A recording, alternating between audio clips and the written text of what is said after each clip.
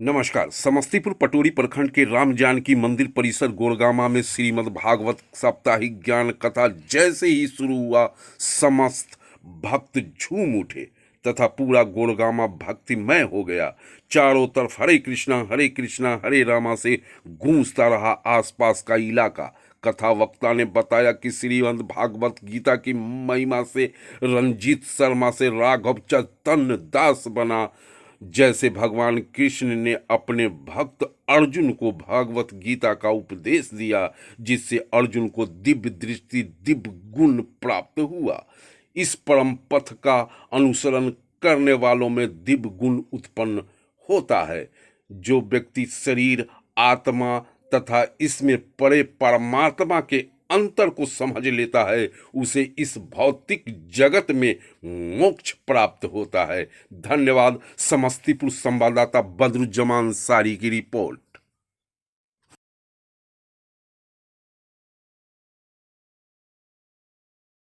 सबको करना चाहिए। भगवान की लीलाओं का स्मरण करो, भगवान के नाम का कीर्तन करो और भगवान की कथा सुनो। लेकिन ये सब कैसे करना चाहिए?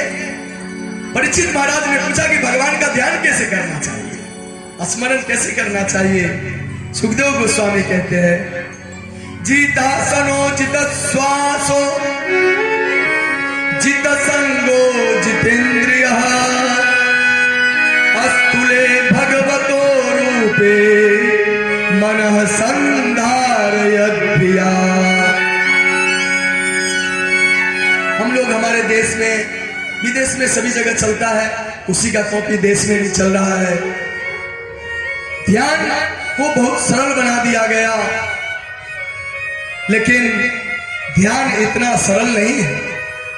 महर्षि पतंजलि आज से हजारों साल पहले, सैकड़ों साल पहले महर्षि पतंजलि ने अष्टांग योग का जो उपदेश दिया, सिद्धांत दिया, अष्टांग योग जो वेद वर्णित है, वेद में है, उसमें अष्टांग में क्या बताया? यम, नियम, आसन, प्राणायाम, प्रत्याहार, धारणा, ध्यान, समाधि। अष्टांग योग में ध्यान 7वां स्टेप है। हाँ, डायरेक्ट आंख बंद करके हम अगर चाहें कि ध्यान लगा लेंगे, नहीं हो सकता। यम नियम क्या होता है? विधि निषेध। किसी भी कार्य में क्या करना चाहिए और क्या नहीं करना चाहिए, यम नियम, विधि निषेध। यम नियम अगर हो गया, ये चीज हमने पालन कर लिया कि ये सब चीज वर्जित करना है और ये सब चीज करना है, उसके बाद यम नियम के बाद आया आसन। अब यहाँ पे सुखदेव गोस्वामी सबसे पहला कहते हैं भगवान का ध्यान कैसे करना चाहिए। परीक्षित महाराज ने प्रश्न किया तो सुखदेव परमहंस, जो स्वयं भगवान वेद व्यास के पुत्र, कहते हैं जितासनो, सबसे पहला आसन को जीतना चाहिए। आसन को जीतने का मतलब क्या है?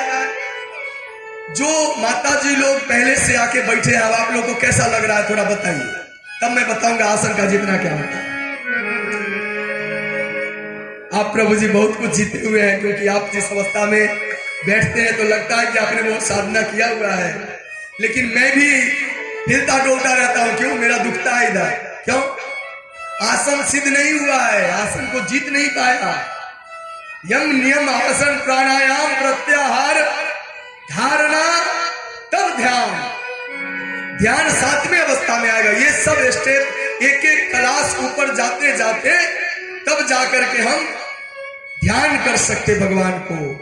जितासनो जित श्वासो, श्वासो, श्वास माने प्राणायाम, अनुलोम विलोम और कपाल भारती। इसके द्वारा प्राणायाम करके सांस को जीतो, क्योंकि श्वास पे नियंत्रण नहीं होगा तो एक तो आयु कम हो जाएगी और सांस को आप रोक ही नहीं पाएंगे, सांस जल्दी जल्दी चलेगा तो ध्यान में बाधा पहुंचेगा। ध्यान करने वाले को इसलिए बोला जाता है हरि ओम।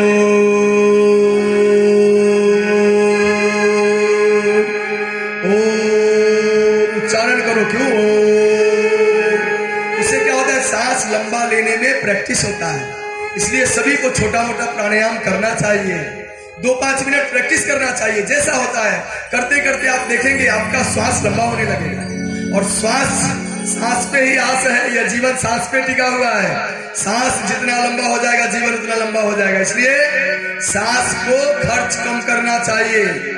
जिस काम में कम समय में ज्यादा सांस खर्च होता हो उस काम को छोड़ना चाहिए, त्यागना चाहिए, नहीं तो कम करना चाहिए।